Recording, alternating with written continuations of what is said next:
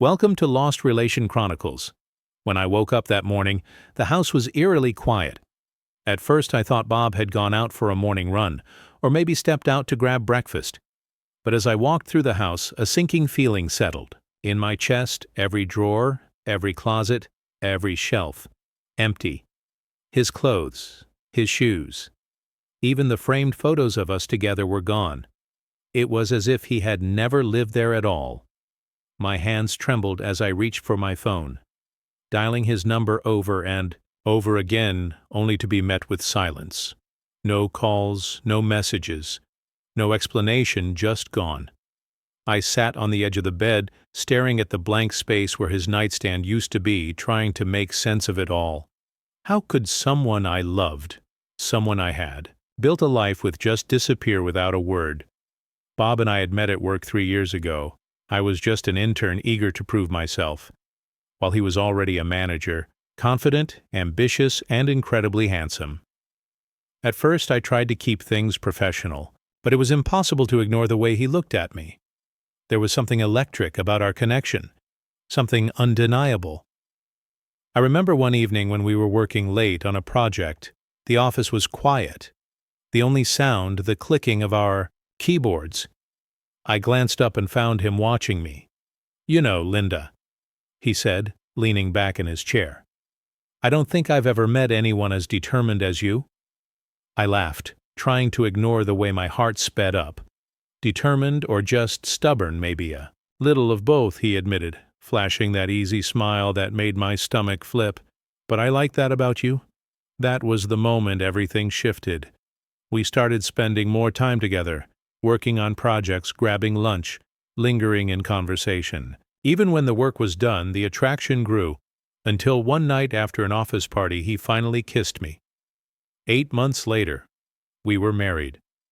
It felt fast, but it also felt right. We were happy, truly happy, when Bob got a job offer from a rival company that doubled his salary. We saw it as a sign to take the next step. We moved into a bigger house, dreaming of the future we were going to build together. And then things changed. A couple of months after moving in, I got promoted. It was the opportunity one had been working so hard for, but the role was demanding far more than I had anticipated. Late nights at the office became the norm. I was constantly under pressure trying to prove myself in this new position. The stress was overwhelming, and before I realized it, I had started drinking more than usual to cope. At first it was just a glass of wine after work, something to take the edge off, but soon one glass turned into 2, then 3. Before I knew it, I was drinking almost every night, convincing myself that I had everything under control. Bob started to notice Linda. "I think you're drinking a little too much," he said one evening as I poured myself another glass. I scoffed, swirling the wine in my glass. "I'm fine, Bob. It's just been a stressful week." "It's always a stressful week," he countered, his tone laced with concern. "I'm just saying, maybe take a break." I rolled my eyes, brushing off his words. I know my limits, but the truth was, I didn't. My reliance on alcohol slowly spiraled. Out of control, my sleep suffered, my productivity at work started slipping, and worst of all, my relationship with Bob grew strained. He tried to help, but I pushed him away, too ashamed to admit that I needed it. It wasn't until I looked at myself in the mirror one morning, bloodshot eyes, pale skin, exhaustion written all over my face, that I finally acknowledged the truth. I needed help. The decision to seek treatment wasn't easy, but it was necessary. I took a break from work and enrolled in a rehabilitation program. Therapy forced me to confront the real reasons behind my addiction. The pressure, the fear of failure, the constant need to prove myself. It was a grueling process, but with the support of professionals, my friends, and most of all, Bob, I pulled through it all. Bob stayed by my side, even at my worst. He didn't run. He was patient, understanding, and never once made me feel like I was broken.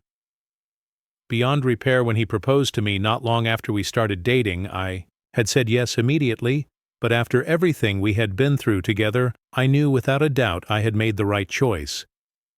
Bob was my purse in my home.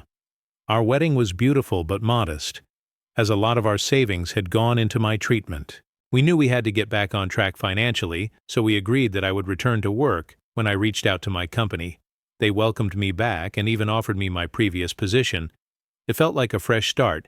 Things were going well until I found out I had been assigned to a new project under a manager named Henry. Bob had worked with him before and had nothing good to say. "That guy is bad news," Bob warned as we sat at the kitchen table the night before my first day back. "He's manipulative, power-hungry, and we throw anyone under the bus to get ahead. Just be careful."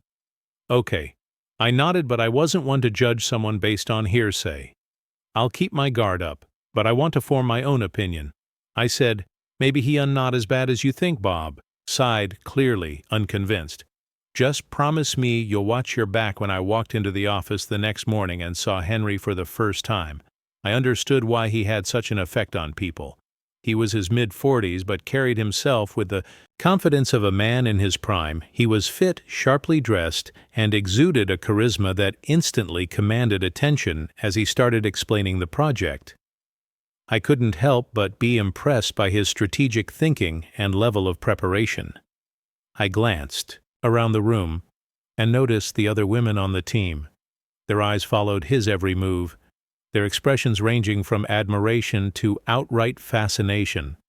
It was obvious Henry had a presence that made people take notice as the days passed.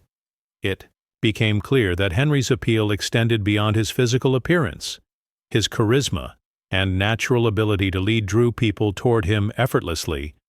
He had a way of motivating the team and fostering a positive work environment, which significantly boosted morale. Despite my initial reservations, I quickly realized that his leadership was a valuable asset to our project. His influence not only helped keep everyone focused and productive, but also played a crucial role in conflict resolution and maintaining harmony within the team. With his contributions, we were able to manage our time effectively and stay on track to complete the project as planned. Work had become overwhelming. One of my colleagues had taken maternity leave in the middle of a critical phase, leaving me to pick up the slack. I often had to stay late, working extra hours to ensure we didn't fall behind. This meant that I barely had time to see Bob, let alone sit down for a proper conversation with him one evening. He made a sarcastic remark about how at least I wasn't drowning myself in alcohol anymore, adding that he was happy to see me so engaged with work. I chuckled at his comment and reassured him that despite the chaos, I was handling everything professionally. However, I also admitted that I missed spending quality time with him and promised to make it up to him once things settled at the office, as long as you're aware of it. "I'm happy to see you doing well," Bob said, with a small smile. I leaned in and kissed him gently. "Of course I care, I always do, and I can't wait to have more time with you again." Bob smiled warmly. "I know how dedicated you are to your job, and I appreciate that we'll have plenty of time together once things come." Calm down, his understanding reassured me, and I found myself looking forward to the moment when we could finally relax and enjoy each other's company, without the pressures of work looming over us. I thanked him for his patience and support, letting him know how much his encouragement meant to me. I also admitted that the workload had been overwhelming, and I truly appreciated his kindness during this busy period. Bob nodded sympathetically. "I know how important your work is to you, but just remember to take care of yourself too. Once everything settles down, we'll plan something special." His words filled me with gratitude, making me appreciate him even more. The past month had been exhausting, with so much responsibility falling on my shoulders to ensure the project stayed on course. Henry, ever the dedicated leader, would often check in with me after hours to ensure we were still on track, making sure every detail was accounted for. As the project deadline loomed, my work began. Consuming every aspect of my life, I found myself bringing work home, constantly glued to my phone, responding to a flood of messages and calls from him, at all hours. If I couldn't sleep, I would get up in the middle of the night and start working. Knowing that Henry was just a call away, he had assured me that I could reach out to him any time if I was stuck, and together we would make sure the project was completed on time.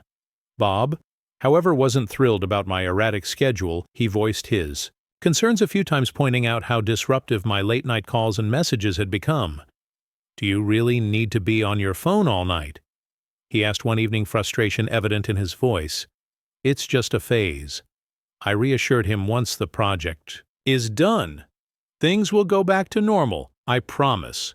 He sighed clearly. Not convinced I get that work is important, but it feels like you're never really home anymore. I placed a hand on his arm, hoping to ease his worries. I know this has been tough, but once everything settles down, I'll give you all my time and attention. Despite my reassurances, things didn't improve as the pressure at work increased. So did my interactions with Henry. Over time. Our conversations became more informal, filled with jokes to lighten the stress. We had developed inside jokes that only we understood, and soon these light-hearted exchanges spilled over into our texts and late-night calls. It wasn't long before the office gossip started. I could see the way some of the women eyed me whenever I spoke with Henry, their expressions tinged with jealousy and suspicion. Whispers spread like wildfire, and soon people were saying that Henry and I had become too close. I brushed it off, refusing to let idle rumors distract me from my work, until those same rumors made their way to Bob. One evening, I walked into the house to find Bob pacing back and forth, his expression tense. I barely had time to put my bag down before he turned to me, his eyes filled with questions. Is there something going on between you and Henry? His voice was sharp, cutting through the silence. I blinked, caught off guard. What? No, of course not, I said quickly. Where is this coming from? Bob crossed his arms. People are talking, Linda. They say you two have gotten close. I let out a frustrated sigh. It's just jealous gossip, Bob. There's no truth to it. Bob didn't look convinced. His jaw tightened as he shook his head. There's no smoke without fire, Linda. If everyone can see it, then maybe there's some truth in it. Bob launched into his tirade, insisting that he had always known Henry was trouble. He claimed I should have kept my distance from him, accusing Henry of manipulating people into situations that benefited him. I was already exhausted from work, and I didn't have the patience to argue over something that didn't even exist. Frustrated, I snapped, telling Bob that he had had a choice. He could either trust his wife or believe the rumors spread by people who clearly had nothing better to do. Without waiting for a response, I stormed off to our bedroom, unwilling to waste my time on baseless accusations. I was angry that Bob would rather listen to his ex-colleagues than trust me. In the following days, our arguments escalated. He kept questioning me, who I was talking to, who I was texting, who I was meeting. But it didn't feel like concern or protectiveness. It felt like an interrogation, as if I were a criminal under investigation. Finally, I had enough. If this is how you're going to behave, maybe it's best we take some space. I told him, Bob being the sulker, that he was stopped talking to me altogether. If you respected our relationship, you would try to keep your distance from Henry, he muttered. Before shutting down completely, I found his demand ridiculous. Henry was my boss. There was no way I could avoid interacting with him entirely. Expecting otherwise was just unrealistic. The next day I went to work in a foul mood, still fuming over Bob's lack of trust. Henry must have noticed, because he approached me and asked, "Are you okay?" I forced a smile. "Yeah, just tired," I said quickly, returning to my work that evening after everyone else had left. Henry and I stayed behind to finalize a report. At one point, he brought me a cup of coffee and gently said, "If you need to talk, I'm here to listen." Maybe it was the exhaustion. Maybe it was the loneliness. But I found myself opening up. I told him about my argument with Bob, about how he didn't trust me, how suffocating it felt to be constantly questioned. Henry listened patiently, nodding as I vented. "It'll all get better once things settle down," he said reassuringly. In that moment, overwhelmed with gratitude for his support, I hugged him. It was instinctive, something I should have stopped myself from doing, but I didn't. And then, out of nowhere, we kissed. As soon as it happened, reality hit me like a truck. I pulled away, my heart pounding. This was a mistake, I stammered, stepping back. Henry looked just as stunned. "Yeah, It was a weak moment, he admitted. We both were silent and just stood there, still shocked. My heart was still pounding. Then he came close to me and held me. I could feel his breath on my neck. He held me tight and moved his hands behind me. I kept looking in his eyes, and then he slowly brought his face near me. Instinctively, I kissed him back, but then suddenly Bob came to my mind and pushed Henry back. Neither of us said anything more. We rushed out both. Embarrassed and shaken by what had just happened, the following days were painfully awkward. We avoided unnecessary actions, silently agreeing to give each other space to process what had transpired. We both knew that at some point we would have to address it, to clear the air and ensure our professional relationship remained intact. Meanwhile, things with Bob remained tense. He still wasn't speaking to me, and with Henry acting distant, I felt completely alone. I had no one to talk to, no one to confide in the guilt, the frustration, the exhaustion. It all started eating me up from the inside. I decided that the first step to setting things right was to mend my relationship with Bob. My marriage was my top priority. If things were good between us, I would be in a better mindset to handle everything else. By mid-December, our project was nearing completion, and work had started to ease up with some breathing room. I took the opportunity to make the first move in fixing things with Bob. That evening, I prepared a special dinner, setting the table just the way he liked, hoping to create the perfect atmosphere for reconciliation. I knew from the beginning that Bob had never been a fan of Henry, which made it difficult for him to see things objectively. On top of that, the rumors swirling around only fueled his doubts. Once we sat down, I looked him in the eye and told him the truth. He was the only man I had ever truly loved.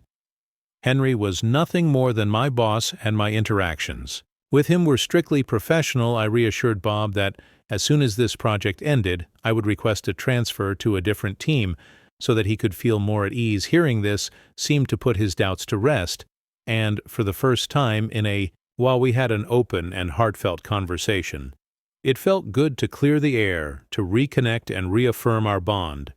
I told him that going into the new year, I wanted our relationship to be even stronger. We discussed our future plans and agreed to communicate more openly to avoid misunderstandings. I expressed my gratitude for his patience and understanding, promising that no matter what, our marriage would remain a priority. As the year drew to a close, my company began preparing for its annual New Year's party. Henry suggested that I invite Bob so that he could see for himself that there was nothing suspicious IOUs about my work. Relationships, I thought it was a great idea. When I told Bob, I framed it as a personal invitation from my boss, saying that Henry was eager to meet the man I always talk about. I wanted Bob to have a good time, and to see firsthand that there was no truth to the rumors. The party would also be a great chance for him to reconnect with his old colleagues and friends from work.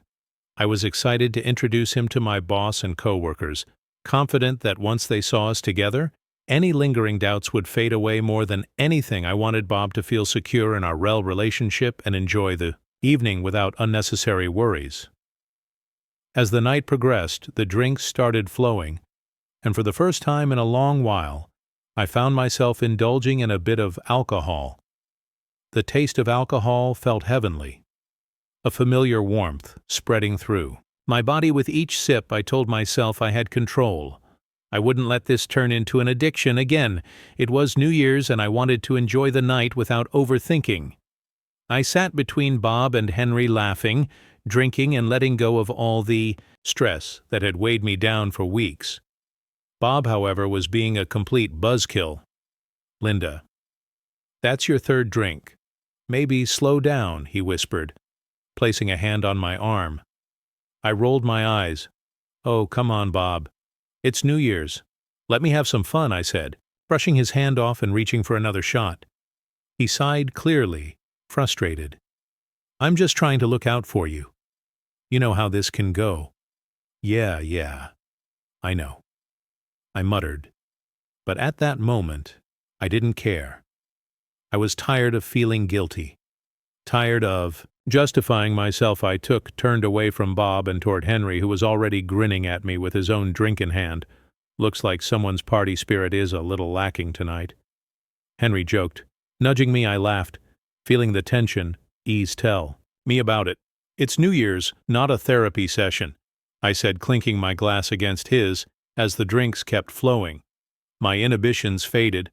I barely noticed Bob's disapproving looks as Henry and I continued talking, the world around us growing blurrier by the second.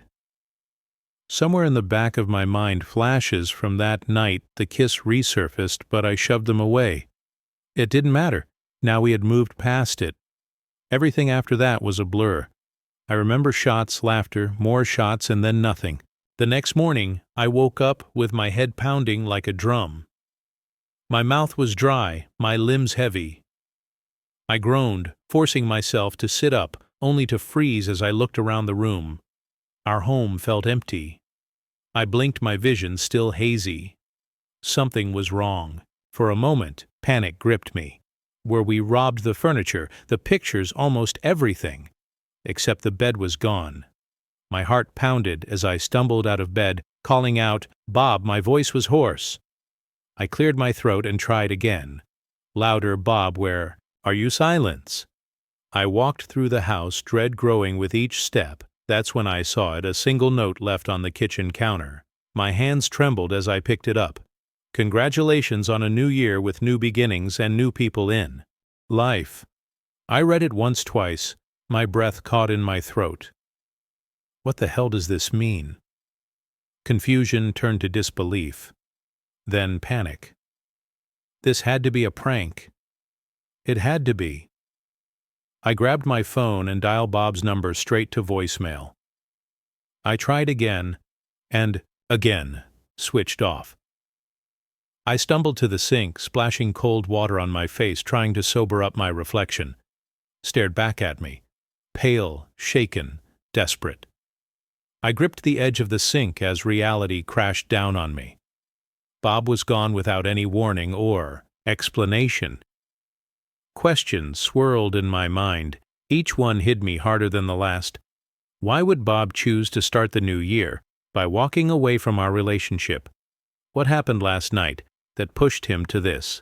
The weight of uncertainty and sadness settled over me, leaving behind a deep longing for closure.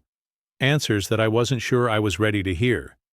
I tried to piece things together, but my memory was frustratingly fragmented.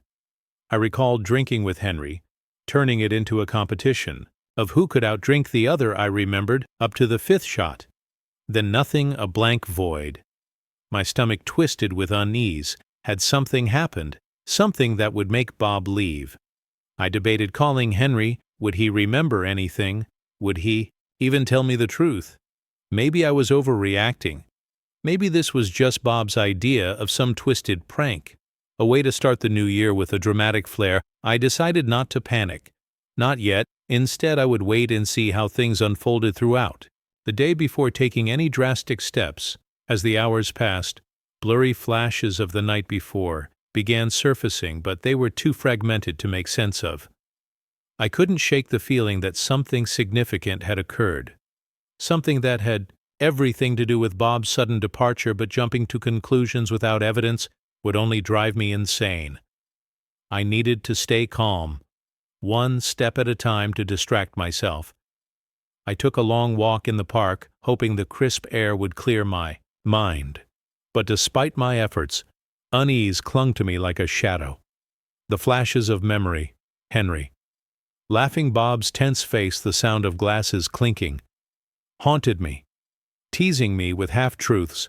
But until I had something concrete, acting impulsively wouldn't help. By the evening, I knew I couldn't just sit in uncertainty anymore.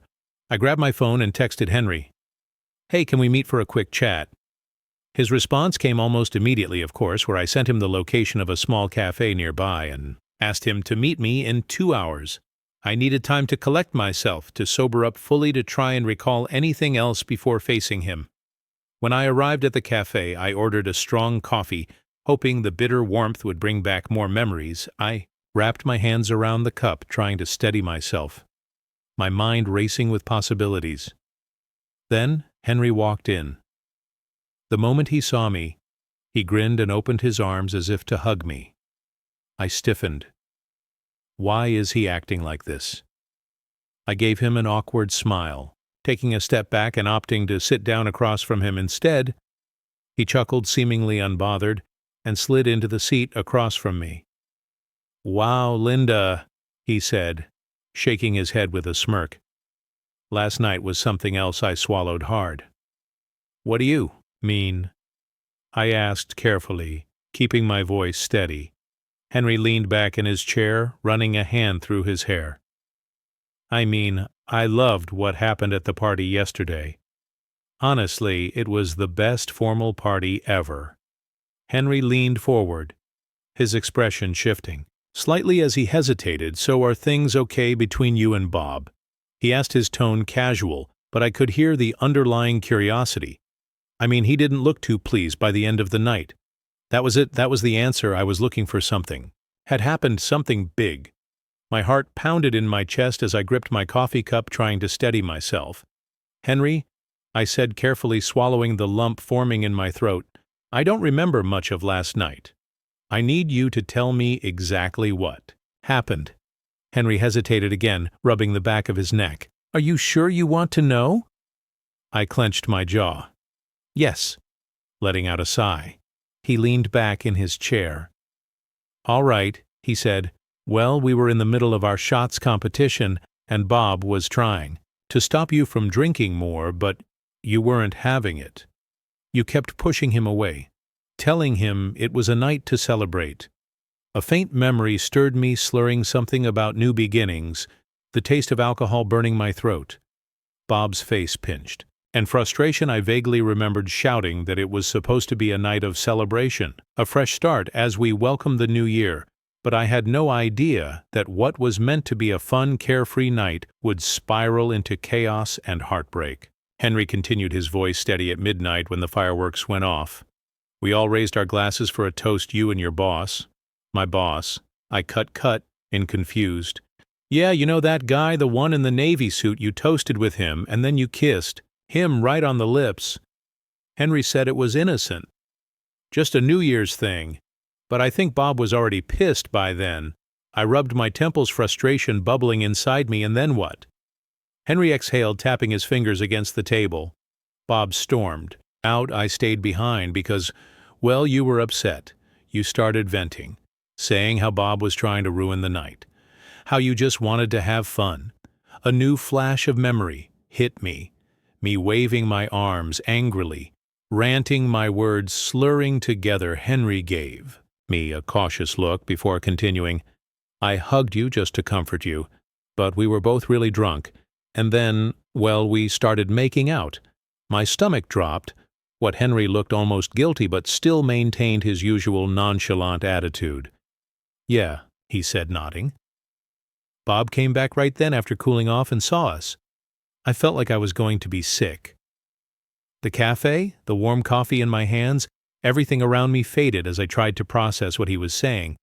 He was obviously enraged." Henry continued. "He pulled you away from me and walked you out of the club. Pretty forcefully, actually. He waited for a taxi. And then, well, that's all I saw. I figured probably you went home." I sat there in silence, trying to piece everything together, hoping to recall something, anything. After hearing Henry's version of events when he asked if everything was okay between Bob and me, I lied, telling him things weren't that bad. I said Bob B. had asked me to figure out what happened, which was why I had reached out to Henry for clarity. Henry looked at me skeptically. Sensing that I wasn't being entirely honest, he encouraged me to open up, reassuring me that he was there to support me. No matter what, reluctantly, I decided to confide in him about the confusing and troubling situation with Bob, hoping that sharing my thoughts would help me make sense of everything as I poured out my emotions. Henry listened attentively, offering words of comfort and understanding. He reassured me that it was normal to feel overwhelmed, and that seeking guidance wasn't a sign of weakness but of strength. His support gave me a small sense of relief, a glimmer of hope that with his help, I could find a way to navigate through the mess I had created with Bob. Looking back, On that night, I can't help but reflect on how blurred the lines between my personal and professional life became. What started as a few innocent drinks at a work-related New Year's Eve party quickly spiraled out of control. My boss and I had been drinking, and in our intoxicated state, any sense of professional boundaries seemed to vanish. Now here I am, left in an almost empty house with nothing but a mattress. It has been 2 days, and there's still no sign of Bob or any clue about his whereabouts. I don't know what to do. Should I file a missing person report?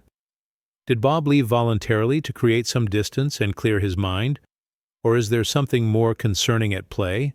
Bob had chosen to distance himself, wanting to process everything on his own, so I decided to respect his wishes and give him the space he needed. But as days turned into weeks and weeks into months, the silence became unbearable. 3 months had passed since Bob ghosted me, and I still had no clue where he was. I tried calling his workplace, but they told me he was working remotely and had no information on his whereabouts. Feeling frustrated and desperate for answers, I reached out to our mutual friends, hoping someone might have heard from him, but they, too, were clueless. No one had seen or spoken to Bob in months, and the mystery of his sudden disappearance only deepened, leaving me with a gnawing sense of unease and too many unanswered questions. I wrote him countless emails, pouring my heart out, explaining my side of the story and trying to make him understand that he had gotten it all wrong, but there was nothing, no reply, no acknowledgement, nothing but silence. He had blocked me everywhere else, leaving email as my only way to reach him. I could only hope that one day he would read them and realize the truth. Meanwhile, the financial burden of managing the house alone was becoming overwhelming. The mortgage, the bills, and even the small things I had to buy, after Bob took nearly everything with him, had started piling up. I knew I couldn't keep up with it much longer. I considered seeking professional help or exploring other options to ease the financial strain, but the emotional weight of Bob's absence was just as heavy every day. I wrestled with feelings of abandonment and uncertainty about our future. In all of this, Henry had become a good friend to me. He partly blamed himself for how things had turned out, but I assured him it wasn't his fault. It was all the alcohol. I told him no one else is to blame but me. Henry listened patiently as I spilled out my regrets, my mistakes, and my endless thoughts about Bob. "You're being too hard on yourself, Linda," he said, his voice filled with sympathy. "We all make mistakes. That night was a mess, but you didn't deserve to be abandoned like this." Despite his reassurances, I couldn't help but wonder if there was some truth to his guilt. Did he really feel responsible, or was this just his way of trying to make me feel less alone? Either way, his unwavering support reminded me what true friendship meant, standing by each other no matter how messy things got. As we continued talking, Henry opened up about his own struggles, his own past mistakes.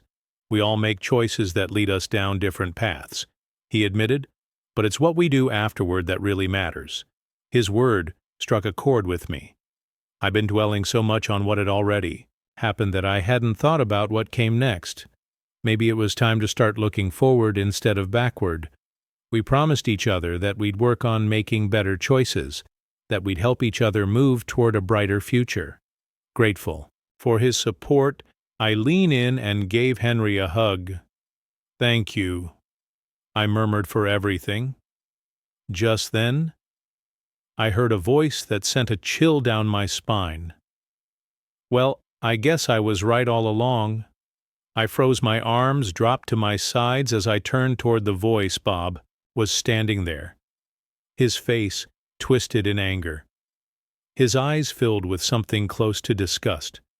"I knew you were lying about not having an affair with Henry," he spat. "And now I can see it with my own eyes." My heart pounded in my chest. "Bob, wait.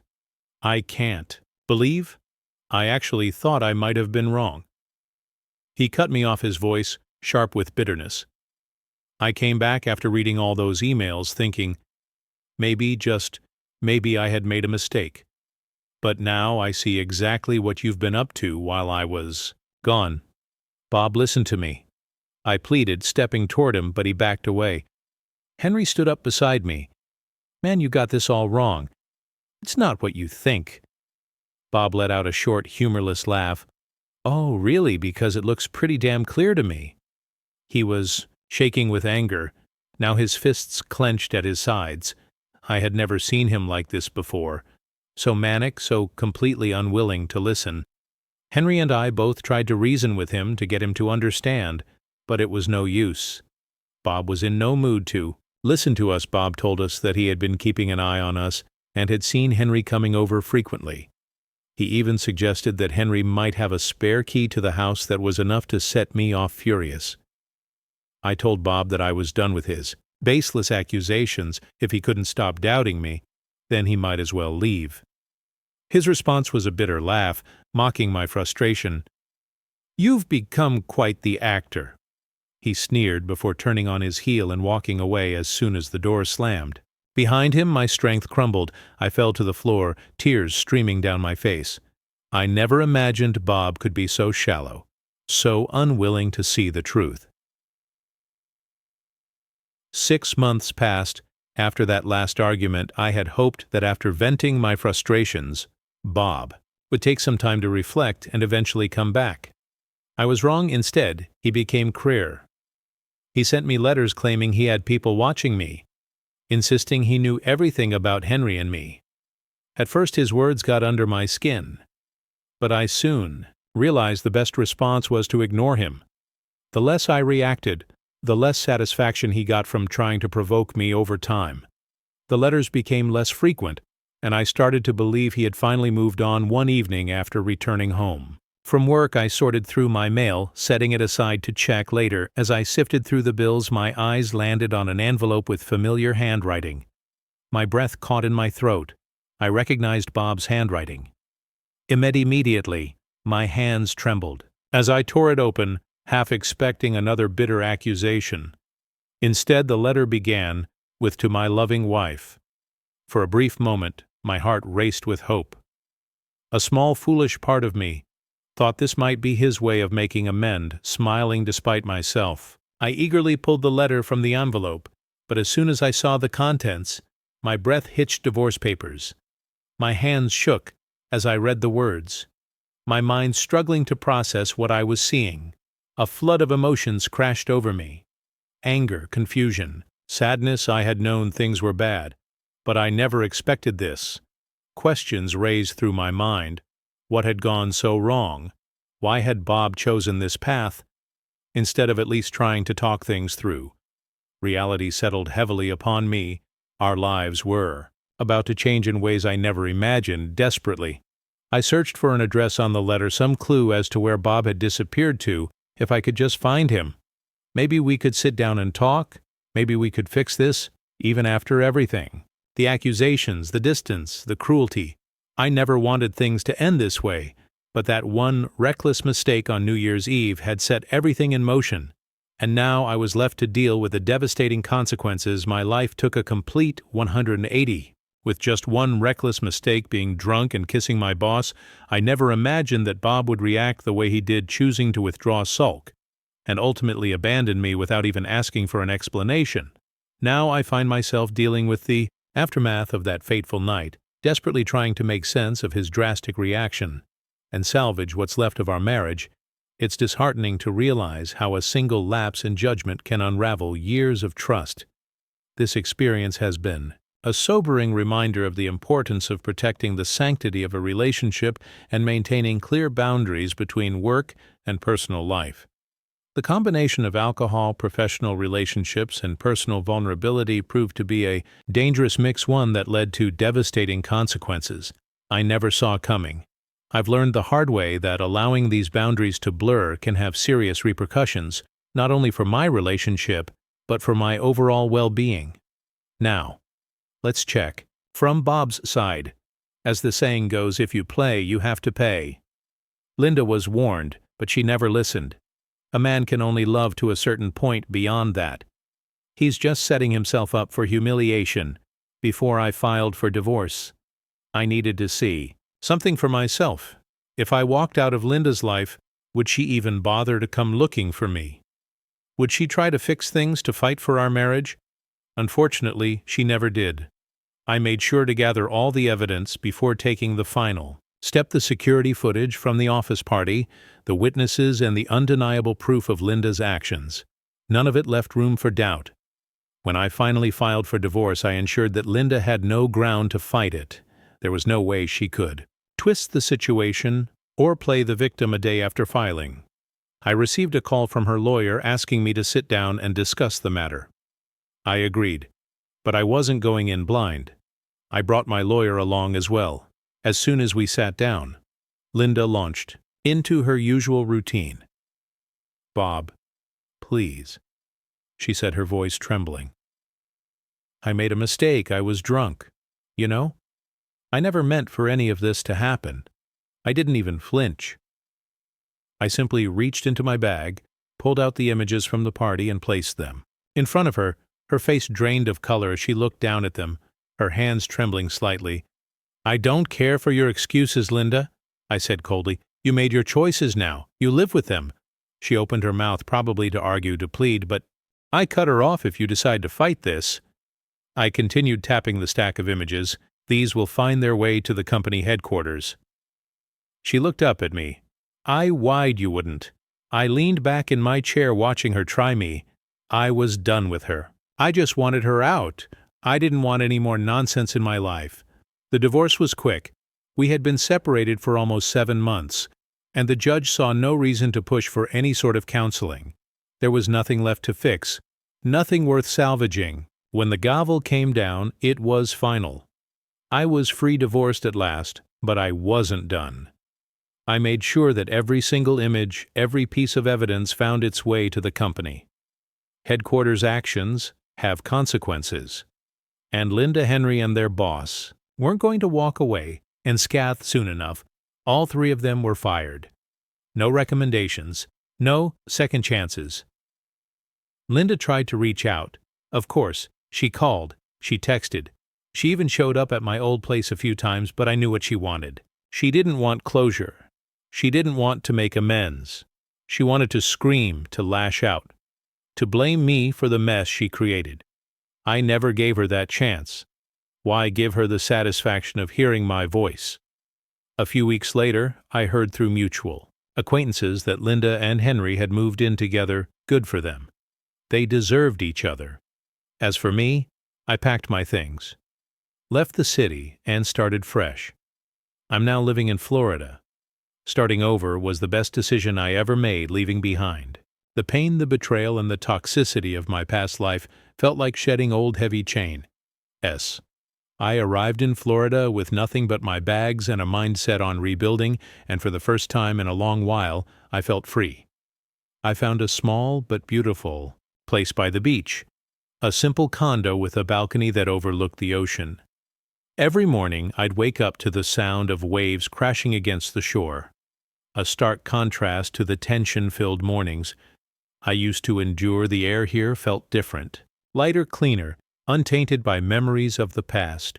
One of the best decisions I made after moving was adopting 2 German shepherds, Max and Luna.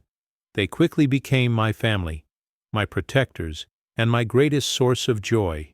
Max was fiercely loyal and always alert, while Luna was playful and had a habit of stealing my socks when I wasn't looking. They gave me purpose, forcing me to get up early for walks on the beach and filling my days with unconditional love and companionship. I focused on myself. I hit the gym, took up running, and even tried surfing. Turns out I'm terrible at it, but at least I had fun.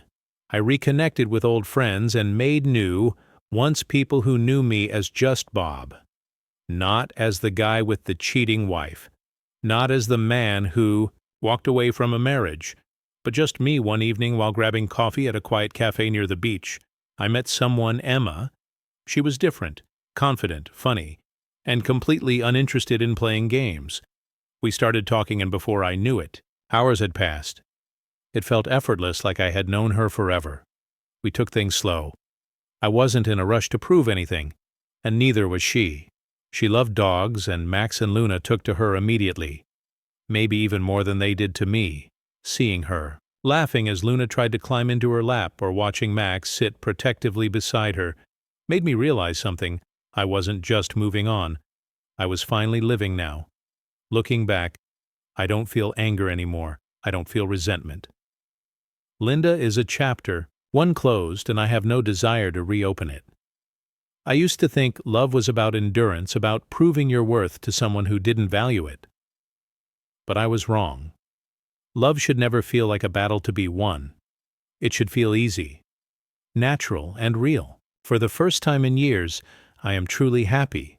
I have a home, 2 loyal dogs, and a woman who sees me for who I am not, for who she wants me to be, and this time, I know I deserve it.